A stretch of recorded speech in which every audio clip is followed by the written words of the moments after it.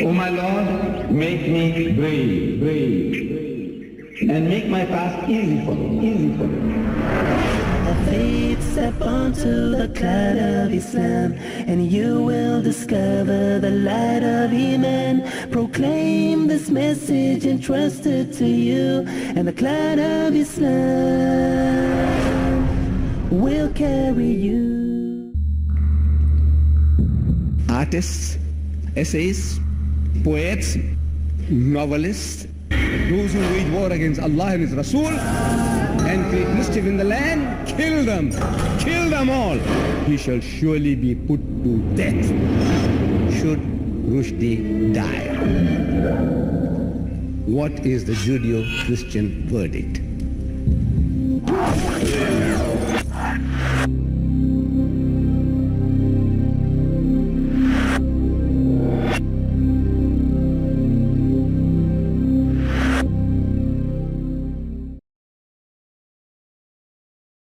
Now there is a common objection to the Muslim attitude. We are being asked by the non-Muslims. Again and again they ask us, have you read the book? We say no, it's banned in the country, number one. And generally, even if it is not banned, like in England, in America, how many people will go and buy a book for 15 pounds? It is this thick, but there are only, this is 2,000 pages. Fine Bible paper, 2,000 pages. That one is 500 pages, but it is as thick as this, cheap paper, double spaced. 15 pounds, you know how much that is? More than 60 rands. You're going to pay for that, more than 60 rand for that filth and dirt. So why waste money? 60 rands for that book. If it is here, you'll have to pay about 100 rands if somebody imports it. If it was not banned in the country, 100 rands it will cost you. That 500 pages of filth and dirt. Generally, our response is no. Then it says, what right have you to take up positions? You haven't read the book? What right have you to now pass judgment? If this is a new qualification, because the whole world, the bulk of mankind, we are taking up positions without reading all the books. The Christian, there are millions of Christians who do not know more than a few pages of the Bible. I'm sure some of them are here with us tonight. There are millions of Christians who do not know more than a few pages of the Bible, and yet they take up positions. The Bible against the Quran, the Bible against the Vedas, the Bible against everything else. There are millions of Jews, I have met a number of them, who do not know the Shahada, the Kalima, the Shama, they call it Shama, the first commandment in Hebrew, they don't know. I had occasion to meet these Jews, and I asked them, you know the Shama? Means your Kalima, your Shahada, do you know? In Hebrew? So the man tell me, my wife knows. I said, no. Wallah, says, no, my wife knows. See? There are millions of them who don't know the Shama. Shama Israelu Adonai Eloheinu Adonai Echad, which means, hear, O Israel, the Lord our God, the Lord is one. They don't know it in Hebrew, millions. And there are millions of Muslims who read the Quran. I'm asking, how many of you know before this moment that crucifixion as a punishment was mentioned in the Quran? Please put up your hands. You know how many brothers put up the hands? You know how many? One. So it is that. And yet we take up position, the Christian takes up positions, everybody takes up positions on reporting what you hear. We heard that this man abused my mother, my father, my spiritual mother. I have no right to take up attitudes, positions. This is a new qualification they have found out now. And thousands of learned men in the, you call them artists, novelists, essayists, poets, playwrights, they have taken up stands in support of Rushdie. This man has besmirched the most beloved of our relations, and now they are taking a position to support Rushdie in his insults, attacks against Islam. So a debate was arranged in the University of Natal in Durban. between myself and a Professor Gardner. As soon as it was advertised, they cancelled the debate.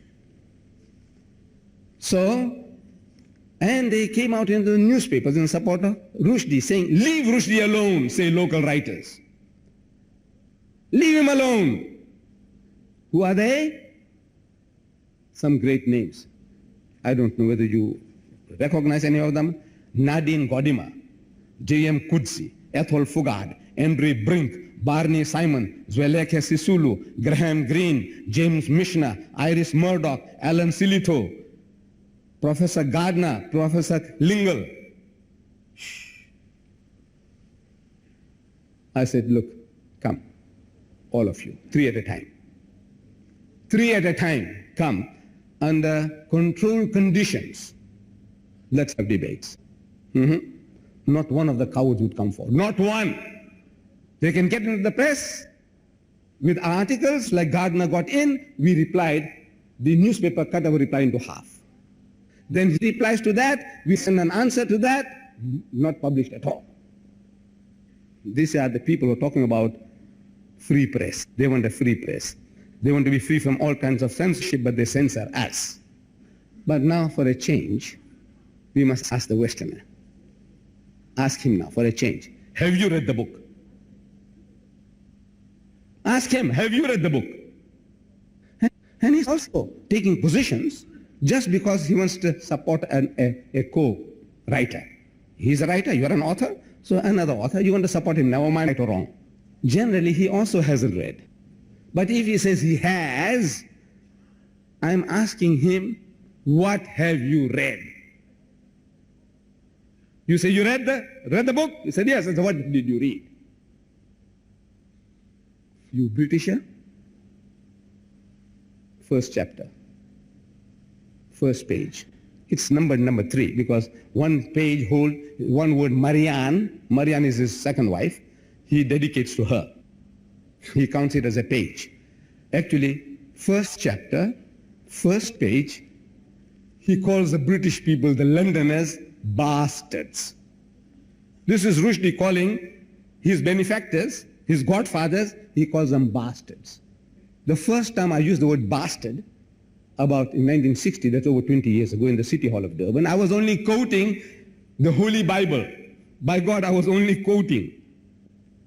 In the book of Deuteronomy, the 5th book of Moses, it is written that the bastard shall not enter the congregation of the Lord even unto the 10th generation. Once you are a bastard, your 10th generation are bastards. And they're not fit to go into the church, into the synagogue, into the mosque.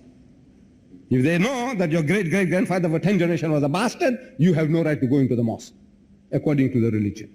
I was only quoting, and the roof nearly fell. Of course, the people today, I had warned you. I had warned you, but I said, look, people are getting more used to it. So look, I'm telling you, first page, he uses the word bastard for the British people, his benefactors. Did you read that? And he uses the word bastard 29 times in his book. In the Holy Bible, this encyclopedia of 66 books, it only occurs 3 times. The word bastard occurs in the Bible 3 times. In Rushdie's book, 29 times. Now, the British, are they insensitive to this? If you call a Britisher a bastard, he doesn't react. What has happened? That nothing happens to him. The first page is telling you people bastards and you say nothing. You don't feel, no, you didn't read it. Or at the back of your mind, the guy is hitting at the Muslims. It's giving you such pleasure, sadistic pleasure, that you don't care what he tells you or your mother or your sister or your wife or your daughter. He's a Muslim. They are out to get. So they can afford to overlook. But otherwise, there are quite sensitive people. Here, the Daily News, our local paper, Daily News, like your Star, what is, you have your Cape Argus and your Cape Times. Monday, May 22nd, 1989. Call for ban. Dateline from London. It says furious British MPs, members of parliaments, have called for American actor Mickey Rourke, R-O-U-R-K, Rourke, to be banned from Britain. This is an American fellow, white man. They want to ban him from Britain. They were particularly incensed. You know, you go in your anger beyond control by his use of a four-letter word to describe Mrs. Margaret Thatcher's policies. Not Margaret Thatcher. He's not describing Margaret Thatcher. He's only describing her policy with a four-letter word. That four-letter word, for which Lady Chatterley's lover was banned in South Africa for 20 years. You know what the four-letter word is? I hope you know. You see, at school we never used it. We, as young people, children, we never used it at school. Believe me. We used to use, other words to create an acronym of this four-letter word. We used to say, we want to swear somebody, we say father, first letter, you take. Father, uncle, cousin, king. We were so discreet, wallah, that was 40 years, 50 years ago. Every time we want to use the word, you say father, uncle, cousin, king. Father, uncle, cousin, king. Now you know what it is, four-letter word.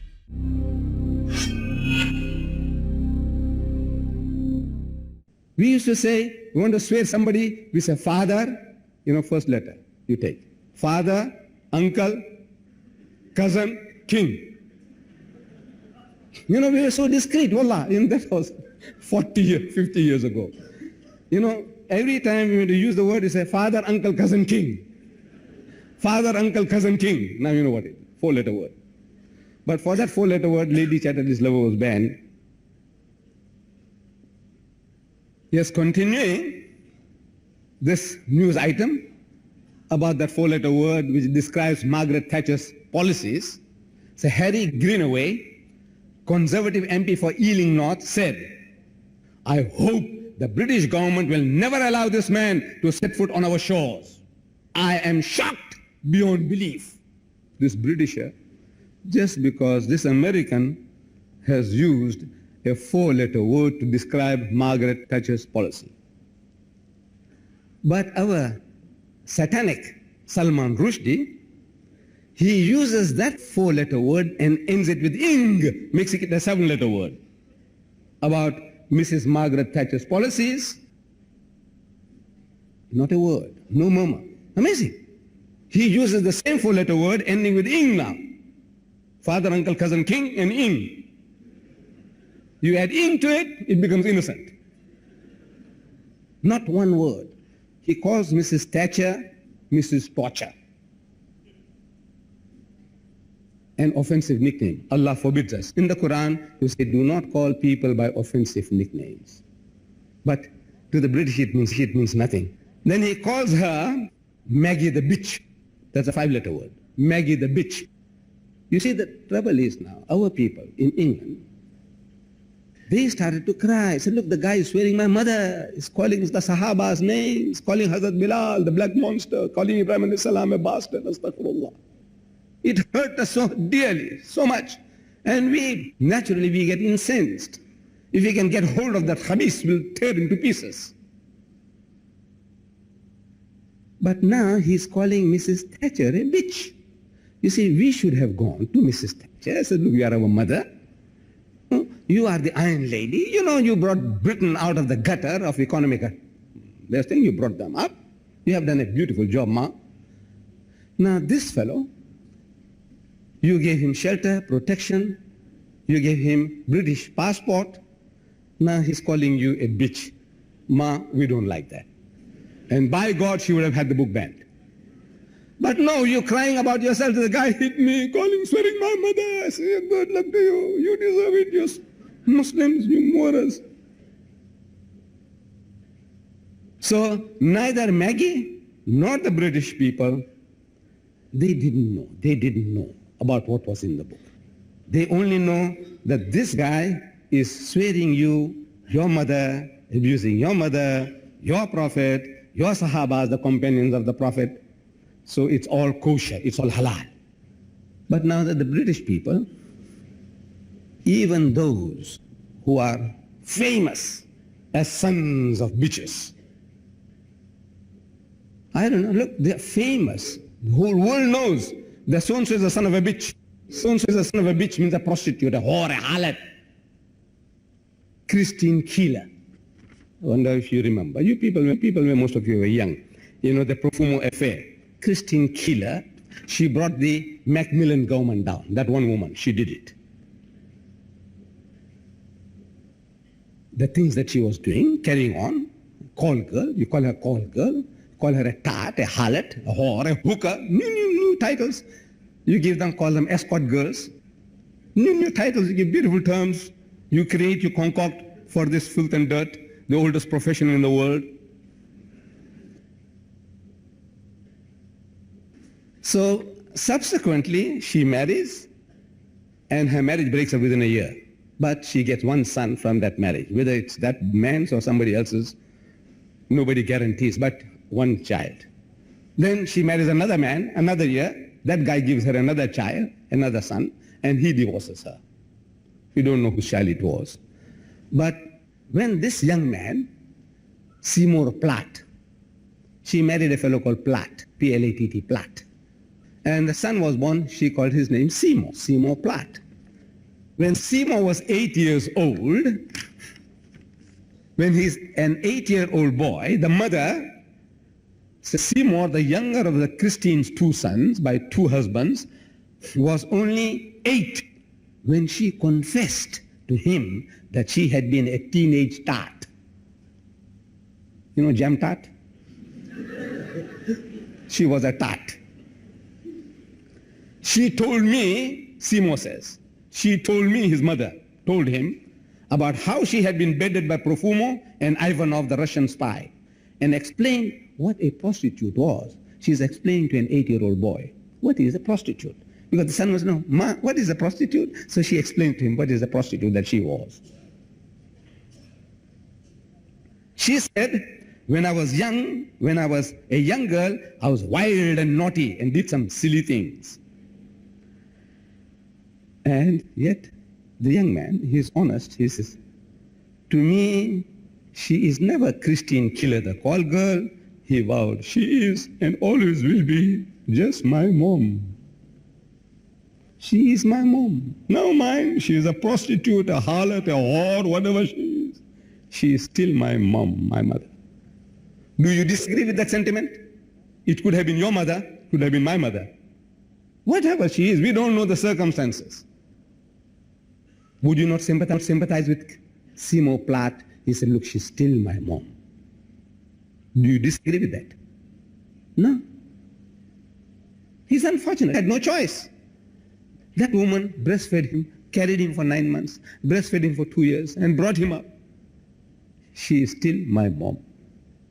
At school, nobody knows the relationship between Keeler and Seymour, the son. Nobody knows the relationship. Because he goes as Seymour Platt. Seymour Platt. He goes as Seymour Platt. Somebody found out that, look, Seymour Platt, his mother is Christine Keeler. So they now, the boys at school, they say, hey, your mother was a prostitute. So he said, I punched the guy, kicked him on the shin. I'll kick them in the leg.